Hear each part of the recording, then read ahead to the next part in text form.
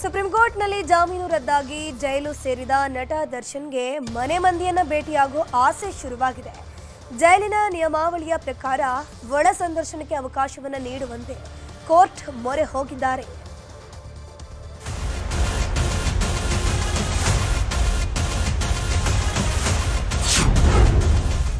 ಜೈಲಿನಲ್ಲಿರುವ ಆರೋಪಿ ದರ್ಶನ್ ಮತ್ತೊಂದು ಖ್ಯಾತೆ.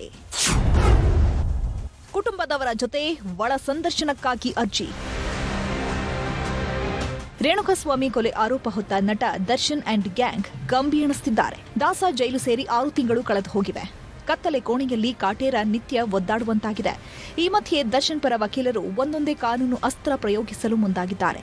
ಇದೀಗ ಕುಟುಂಬದವರ ಭೇಟಿ ವೇಳೆ ಒಳ ಸಂದರ್ಶನಕ್ಕೆ ಅವಕಾಶ ನೀಡುವಂತೆ ಮನವಿ ಮಾಡಿ ಕೋರ್ಟ್ನಲ್ಲಿ ಅರ್ಜಿ ಸಲ್ಲಿಸಿದ್ದಾರೆ.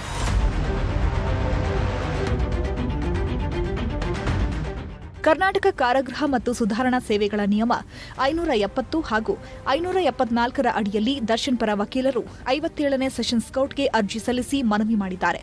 ದರ್ಶನ್ ಭೇಟಿಗೆ ಬರುವ ಕುಟುಂಬದವರು ಮತ್ತು ವಕೀಲರನ್ನ ಒಳಗಡೆ ಭೇಟಿ ಮಾಡಲು ಅವಕಾಶ ನೀಡಲು ಕೇಳಿದ್ದಾರೆ.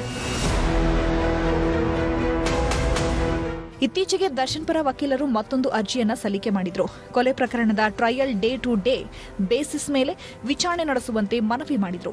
ದರ್ಶನ್ ಅರ್ಜಿಗೆ ಪ್ರಾಸಿಕ್ಯೂಷನ್ ಆಕ್ಷೇಪಣೆ ಸಲ್ಲಿಕೆ ಮಾಡಿದೆ. ಈಗಾಗಲೇ ಕೊಲೆ ಪ್ರಕರಣದ ವಿಚಾರಣೆಯನ್ನ ಆದ್ಯತೆ ಮೇರೆಗೆ ನಡೆಸಲಾಗುತ್ತಿದೆ ಅನ್ನೋದು ಪ್ರಾಸಿಕ್ಯೂಷನ್ ವಾದ. ದರ್ಶನ್ ಸಲ್ಲಿಸಿರುವ 2 ಅರ್ಜಿಗಳ ವಿಚಾರಣೆ ಮಾರ್ಚ್ 2ರಂದು ವಿಚಾರಣೆಗೆ ಬರಲಿದೆ.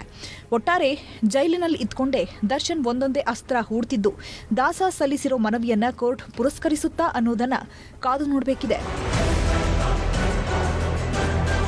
Muniraju, crime bureau, news 18 Bengaluru.